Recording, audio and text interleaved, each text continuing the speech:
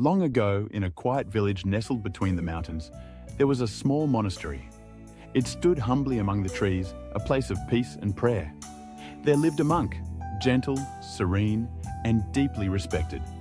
He had few possessions, yet never seemed to lack anything. His door was never locked, his heart even more open. One stormy night, as the wind howled and trees whispered warnings, a shadow crept toward the monastery. It was a thief, worn sandals, hollow eyes, and a heart hardened by hunger and mistrust. He had heard rumors of monks owning precious artifacts and gold bowls. So with quiet steps, he pushed open the door, surprised to find it unlocked. Inside, the room was dim, lit only by moonlight pouring through bamboo blinds. He rummaged through corners, lifted mats, and opened the lone wooden chest. But there were no jewels, no coins, just a robe, a cup, and a faded scripture. Frustration filled him. "Is this a joke?" he muttered. Just as he turned to leave, he froze. There was someone behind him. The monk had entered, barefoot and calm, holding a lantern. But there was no alarm, no accusation. Only eyes that saw through him, and a voice that said, "You must have walked far in the cold. You look tired."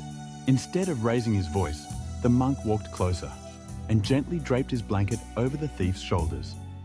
"This is all I have," he said, "but you seem to need it more than I do tonight." The thief blinked, confused. Was this a trick? No guards rushed in, no threats followed.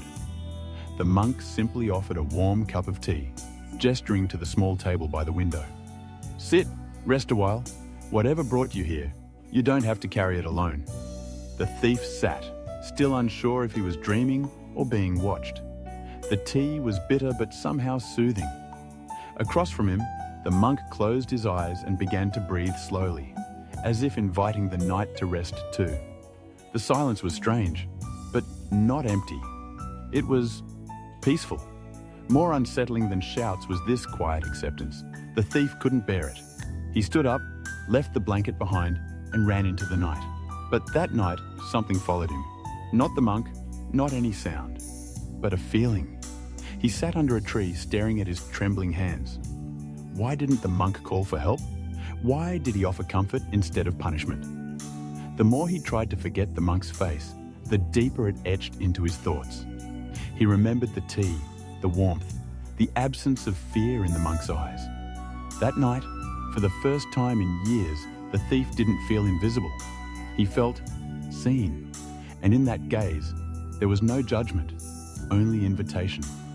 He stayed awake till dawn, heart heavier than ever, not with guilt, but with questions. And questions, unlike chains, can lead to freedom. Days passed. One evening, the monk found a young man waiting at his doorstep. It was the thief, now with his head bowed and eyes filled with shame. "I came to take from you," he whispered, "but you gave freely." "Why?" The monk smiled. "Because you needed something more than I did."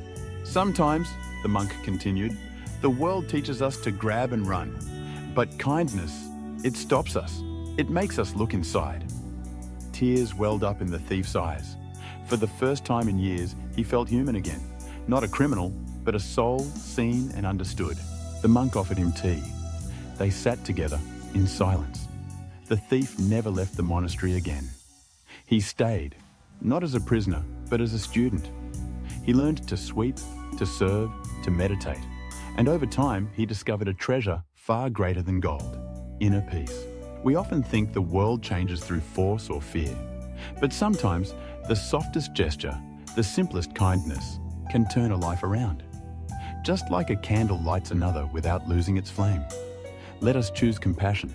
It may save someone's soul. If this story touched your heart, don't forget to like, share, and subscribe to Lotus Lantern Tales for more stories that bring light into the world.